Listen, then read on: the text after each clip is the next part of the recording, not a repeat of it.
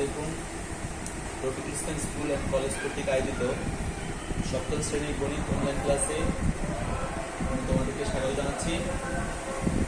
প্রিয় শিক্ষার্থীবৃন্দ, তোমরা জানো অর্ধবার্ষিক পরীক্ষায় তোমাদের প্রথম অধ্যায় থেকে পঞ্চম অধ্যায় পর্যন্ত অর্ধবার্ষিক সিলেবাসে অন্তর্ভুক্ত ছিল এবং যথারীতি শ্রেণী কার্যক্রমে আমরা প্রথম অধ্যায় থেকে পঞ্চম অধ্যায় পর্যন্ত শেষ করেছি। অনলাইন ক্লাসে আজকে আমি তোমাদের পঞ্চম অধ্যায়ের পরবর্তী ষষ্ঠ অধ্যায় দিয়ে শুরু করব।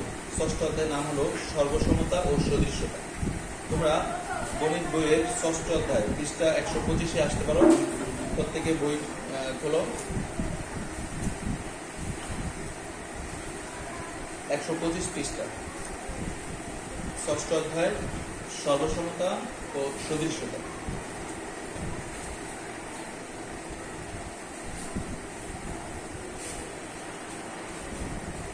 শিক্ষার্থীবৃন্দ, সর্বসমতা ও সদৃশ্যতা এই বিষয়টা একটু প্রাথমিক তোমাদেরকে ধারণা নেই। ধরো এখানে দুটি ত্রিভুজ আছে। এখন প্রথম ত্রিভুজের নাম যদি হয় ABC, দ্বিতীয় ত্রিভুজের নাম যদি হয় PQR এবং প্রথম ত্রিভুজের AB বাহু যদি PQ বাহুর সমান হয় এবং BC বাহু যদি QR বাহুর সমান হয়, অনুরূপভাবে AC বাহু যদি PR বাহুর সমান হয়, অর্থাৎ দুটি ত্রিভুজের তিনটি বাহু যদি পরস্পর সমান হয়, একইভাবে যদি B কোণ Q কোণের সমান হয়, A কোণ P কোণের সমান হয় এবং C কোণ R কোণের সমান হয়, তখন এই দুটি ত্রিভুজকে আমরা সর্বসম বলতে পারবো। অর্থাৎ দুটি ত্রিভুজের সাথে যখন আমরা তুলনা করতে যাব, তখন ওই দুটি ত্রিভুজের তিনটি বাহু তিনটি কোণ পরস্পর সমান হলে তখন আমরা সেই দুটি ত্রিভুজকে সর্বসম বলতে পারবো। অর্থাৎ সর্বসম হওয়ার শর্ত হলো যে দুটি ত্রিভুজের সাথে তুলনায় যেহেতু তিনটি বাহু আছে, একটি ত্রিভুজ বলতে আমরা তিনটি বাহু এবং তিনটি কোণ এর উপস্থিতি বুঝি। অর্থাৎ একটি ত্রিভুজ তিনটি বাহু নিয়ে গঠিত এবং তিনটি বাহু নিয়ে গঠিত যে ত্রিভুজ, এই ত্রিভুজের প্রত্যেকটি বিন্দুতে আবার একটি করে কোণ আছে। অতএব ABC যদি একটি ত্রিভুজ হয়, তাহলে ABC ত্রিভুজের যেমন তিনটি বাহু থাকবে তেমনই তিনটি কোণ থাকবে। তাহলে ABC ত্রিভুজের সাথে অপর একটি ত্রিভুজের আমরা যখন তুলনায় যাব, তখন সেক্ষেত্রে উক্ত ত্রিভুজের তিনটি বাহু ABC ত্রিভুজের তিনটি বাহু সমান হলে এবং তিনটি কোণ ABC ত্রিভুজের যখন PQR নামের অন্য একটি ত্রিভুজের সমান হবে, তখনই আমরা এই দুটি ত্রিভুজকে সর্বসম বলব। অর্থাৎ সর্বসম হওয়ার জন্য দুটি ত্রিভুজের তিনটি করে বাহু আর তিনটি করে কোণ সমান হওয়া, এটা দেখানো এক্ষেত্রে আবশ্যক। তো আমরা বইয়ের 125 পৃষ্ঠায় তোমরা লক্ষ্য করো, এখানে একটি সারণী আছে বা একটি ছক আছে। এই ছকের এখানে বিভিন্ন বস্তু প্রথমে দেওয়া আছে। ছকের একবারে সর্ববামে এখানে একটি সারি আছে। এই সারিতে যেমন প্রথম 1 নম্বর দুটি বস্তু দেওয়া আছে। এখানে দুটি আমরা পাতার চিত্র দেখতে পাচ্ছি। তারপরে দুটি গণিত বইয়ের চিত্র দেখতে পাচ্ছি। তারপরে একটি বাংলা বই, একটি গণিত বই এবং সর্বশেষ দুটি ছবি। যদিও এখানে আকার একই কিন্তু আকৃতি ভিন্ন। তো আমরা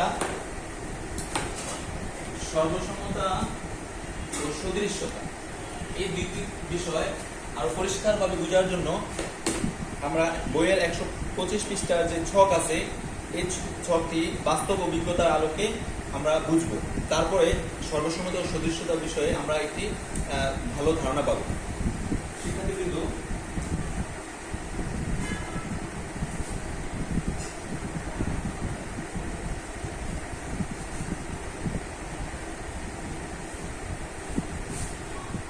তোমাদের এই ক্লাসটি মনোযোগ সহকারে অবশ্যই অংশগ্রহণ করতে হবে। পাশাপাশি বইয়ের 125 পৃষ্ঠায় তোমাদের দৃষ্টি রাখতে হবে। বইয়ের 125 পৃষ্ঠায় এখানে যে ছকটি দেওয়া আছে, আমরা সেই ছকটি এখন পূরণ করব এবং সর্বসমতা ও সদৃশ্যতার ব্যাপারে আমরা কিছুটা ধারণা লাভ করব। প্রথম হলো বস্তু, তারপর হলো আকার, অর্থাৎ এখানে যে বস্তু দেওয়া থাকবে তার আকারটা কেমন। তারপর হলো আকৃতি, তারপর হলো ওজন এবং আকার, আকৃতি, ওজন। এখানে প্রত্যেক ক্ষেত্রে চিত্রে দুটি করে বস্তু দেওয়া আছে। চিত্রে দুটি বস্তুর আকার, আকৃতি, ওজন আকার, আকৃতি, ওজন এই তিনটি বিষয়ের বিবেচনায় আমরা শেষে মন্তব্য করব।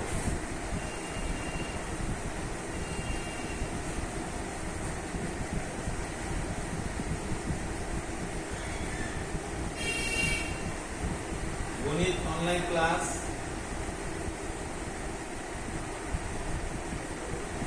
অধ্যায়ের নাম হলো সর্বসমতা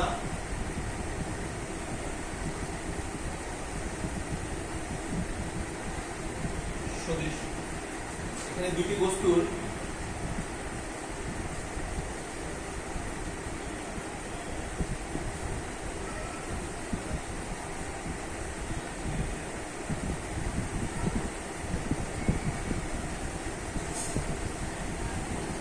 আমরা বইয়ে যেমনটি দেখতে পাই,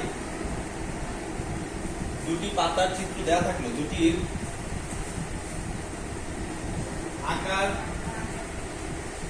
একই কিন্তু আকৃতি এক নয়। আমরা যদি ভালো করে লক্ষ্য করি, দুটি পাতার আকার একই কিন্তু আকৃতি এক নয়, অর্থাৎ আকৃতি ভিন্ন রকম। যেহেতু দুটি পাতার আকৃতি ভিন্ন রকম, তাহলে তাদের ওজনও ভিন্ন রকম হওয়ার কথা। তো আমরা মন্তব্য তিনটি বিষয়ের উপরে বিবেচনা করে আমরা মন্তব্য করব। অর্থাৎ দুটি বস্তু যদি একই আকার বিশিষ্ট হয় কিন্তু আকৃতি ভিন্ন হয়, ওজন ভিন্ন হয়, তখন সেক্ষেত্রে আমরা ওই দুটি বস্তুকে সর্বসম বলতে পারি না। তো আমরা লিখব সর্বসম নয় কিন্তু সদৃশ।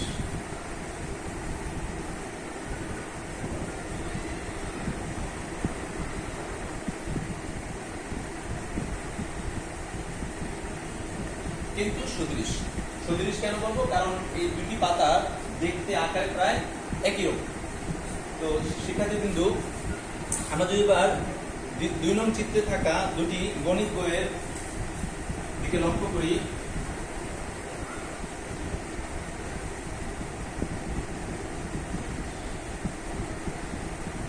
যাদের আকার আকৃতি, শুধু আকার নয়, আকার ও আকৃতি উভয় একই রকম, সেক্ষেত্রে আমরা এই দুটি গণিত বইয়ের সম্পর্কে কি ধরনের সিদ্ধান্ত নিতে পারি? অর্থাৎ এই দুটি গণিত বই সর্বসম এবং সদৃশ কিনা সেটা আমরা বিবেচনা করব তিনটি বিষয়ের উপর। আগে বলেছি যে দুটি বস্তু এখানে চিত্রে প্রথমে দেওয়া থাকবে, ওই দুটি চিত্রে আমরা আকার, আকৃতি এবং ওজন এই তিনটি বিষয় বিবেচনা করে আমরা মন্তব্য ঠিক করব যে এই দুটি বস্তু আসলে সদৃশ কিনা প্রথম, এবং একই সাথে সর্বসম কিনা।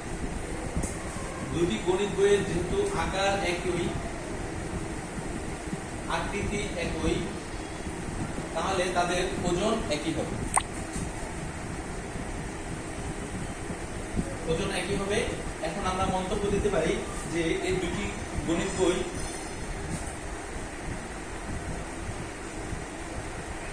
সর্বসম ও সদৃশ। সর্বসম ও সদৃশ।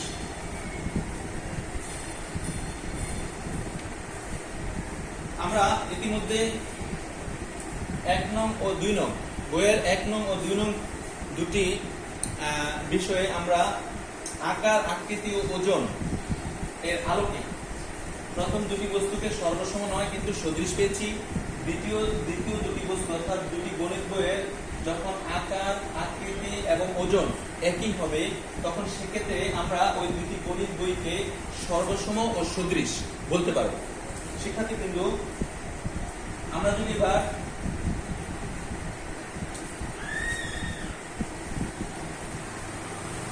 তিন নং চিত্রে যাই, আমরা নাম্বারিং করতে পারি 1 2 3। 3 নং চিত্রে এখানে দুটি বইয়ের চিত্র দেওয়া আছে, একটি হলো বাংলা বই, আরেকটি হলো গণিত বই। বাংলা বই ও গণিত বই, এক্ষেত্রে আমরা চিত্র লক্ষ্য করলে আমরা খুব সহজে বুঝতে পারি যে এক্ষেত্রে আকার ও আকৃতি সেম। বাংলা বইয়ের আকার, আকৃতি, গণিত বইয়ের আকার, আকৃতি সেম, অর্থাৎ একই। পূর্ববর্তী 2 নং চিত্রে যেমনটি দেখেছি আমরা 3 নং চিত্র অনুরূপ ঘটনা দেখতে পাই, অর্থাৎ এখানে বাংলা বইয়ের আকার ও আকৃতি, গণিত বইয়ের আকার ও আকৃতি একই, অতএব তাদের ওজনও একই হওয়ার কথা। দুটি বস্তুর আকার আকৃতি যদি একই হয় তাহলে সেক্ষেত্রে তাদের ওজনটাও একই হওয়ার কথা। এরকম প্রেক্ষিতে আমরা এখন মন্তব্য করতে পারি যে দুটি বই অর্থাৎ বাংলা বই ও গণিত বই এদের বিষয়ে আমরা মন্তব্য করতে পারি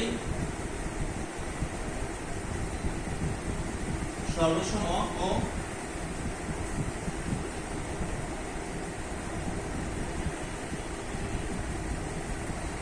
সদৃশ। এবং চতুর্থ, আমরা ইতিমধ্যে 3টি চিত্রের বিষয়ে সিদ্ধান্ত নিয়েছি বা মন্তব্য করেছি 3টি বিষয়ের উপর, আকার, আকৃতি এবং ওজন।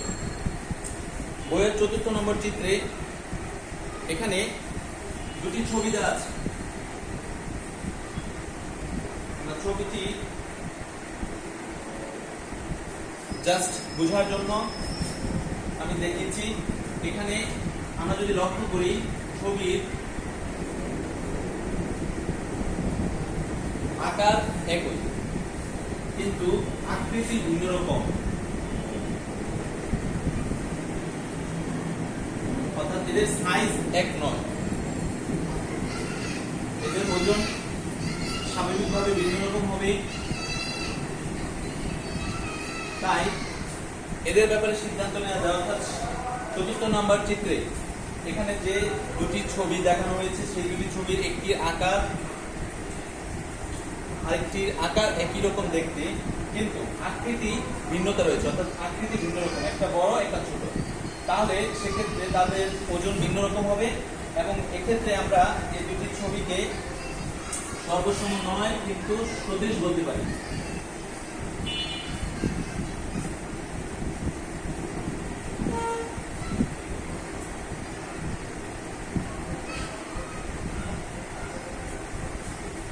শিক্ষার্থীবৃন্দ, তোমরা এইভাবে যে কোনো বইয়ের সাথে একটি বইয়ের সাথে অপর একটি বইয়ের এভাবে তুলনা করে সেই দুটি বই সর্বসম ও সদৃশ কিনা এটি তোমরা যাচাই করতে পারো।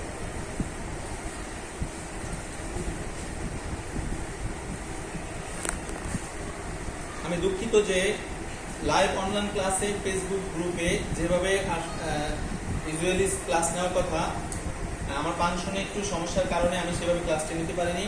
আমি একটি ভিডিও রেকর্ডিং করে তোমাদের গ্রুপে আমি এটি আপলোড করে দিচ্ছি। আশা করি তোমরা এই ক্লাসটি, সংক্ষিপ্ত ক্লাসটি মনোযোগ সহকারে দেখবা এবং তোমাদের সর্বসমতা ও সদৃশ্যতার ব্যাপারে এই যে ছকটি আমি তোমাদেরকে দেখালাম, একটি 4টি চিত্রের আলোকে তোমরা খুব সহজেই বুঝতে পারবে এবং মনোযোগ সহকারে তোমরা এই ক্লাসটি দেখবা এবং পরবর্তীতে তোমাদের নিজেরও কিছু করণীয় আছে। তোমরা আবার নিজেরাই এভাবে দুটি বইয়ের তুলনা করে সর্বসমতা ও সদৃশ্যতা তোমরা যাচাই করতে পারো। শিক্ষার্থীবৃন্দ, এখানে 126 পৃষ্ঠা যদি তোমরা লক্ষ্য করো দেখবা যে সর্বসমতা, এইমাত্র কিছু জিনিসের যে তুলনা করেছি সেগুলোর মাঝে একটি তুলনা ছিল তোমাদের দুটি গণিত বইয়ের, তাদের আকার, আকৃতি এবং ওজন সবকিছু মিলে গিয়েছিল। আমি যে ছকটি তোমাদের সামনে উপস্থাপন করেছি সেই ছক নিয়ে এখানে বইয়ে কিছু প্রাসঙ্গিক কথা আছে। সর্বসমতা, তাদের আকার, আকৃতি এবং ওজন সবকিছু মিলে গিয়েছিল। কিছু জ্যামিতিক আকৃতি এমন সব দিক থেকে মিলে যেতে পারে, অর্থাৎ জ্যামিতিক আকৃতি আমি যেটা এই ছক দেখানোর আগে দেখিয়েছিলাম যে দুটি ত্রিভুজ, যদি দুটি ত্রিভুজ একে অপরের সমান হয়, দুটি ত্রিভুজ যদি একে অপরের সমান হয়, আমি দেখাচ্ছি দুটি ত্রিভুজ যদি আকার আকৃতি দুই দিক থেকে সমান হয় তখন এই দুটি ত্রিভুজকে আমরা সর্বসম বলতে পারি। অনুরূপভাবে দুটি চতুর্ভুজ,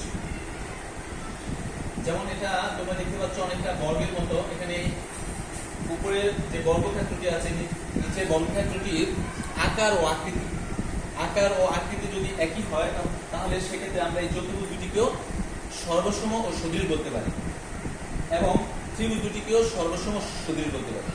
শুধু চতুর্ভুজ ত্রিভুজ নয়, যে কোনো দুটি বস্তুকে আমরা এভাবে তুলনা করে তাদের আকার আকৃতি বিবেচনা করে যদি সমান দেখি তাহলে সেক্ষেত্রে আমরা সর্বসম ও সদৃশ বলবো। আর যদি দেখা যাচ্ছে যে আকার সমান কিন্তু আকৃতি ভিন্ন, যেটা আমরা এখানে আমাদের এই 4টি চিত্রের আলোকে বইয়ের 125 পৃষ্ঠার 4টি চিত্রের আলোকে সেটা আমরা প্রমাণ পেয়েছি যে কিভাবে দুটি বস্তুর মধ্যে তুলনা করে আমরা সদৃশ্যতা ও সর্বসমতা নির্ণয় করতে পারি। তো এক্ষেত্রে আকার সমান হলে, একই হলে, আকৃতি ভিন্ন হলে তখন আমরা সর্বসম বলতে পারি না, সদৃশ বলতে পারি। কিন্তু আকারও একই, আকৃতিও একই, এমন দুটি বস্তুকে আমরা সর্বসম ও সদৃশ এই দুটি বিষয়ে আমরা নিশ্চিত করতে পারি। ওকে শিক্ষার্থীবৃন্দ, তোমাদেরকে অসংখ্য ধন্যবাদ লাইভ ক্লাসে জয়েন করার জন্য। 126 পৃষ্ঠা, এখানে তোমাদের মোট 7টি ধাপে এখানে কাগজের এরোপ্লেন তৈরি করার বিষয় বলা হয়েছে। তো এক্ষেত্রে আগামী দিনে আমার কাজ থাকবে, তোমরা ক্লাসের শুরুতেই এখানে একটি কাগজ হাতে নিবা এবং ওই কাগজটিকে কিভাবে আমরা একটি কাগজের এরোপ্লেনে রূপ দিব সেটি পরবর্তী ক্লাসে ইনশাআল্লাহ আলোচনা করব। তোমরা ভালো থাকো, আর আজকের ক্লাসটি তোমরা মনোযোগ সহকারে দেখবা এবং 126 পৃষ্ঠার এটাও তোমরা একটু দেখে নেবে। 126-27 পৃষ্ঠা, এখানে 7টি ধাপে কিভাবে কাগজের প্লেন তৈরি করতে হবে সেই বিষয়টা তোমরা আগে নিজে থেকে দেখবা এবং পরবর্তী ক্লাসে এই বিষয়ে আমি তোমাদেরকে নির্দেশনা দেব এবং কিভাবে আমি সর্বসমতা এই প্লেনের মধ্যে খুঁজে পাবো বিভিন্ন আকৃতির মাধ্যমে, সেটাও আমি আলোচনা করব। ধন্যবাদ সবাই।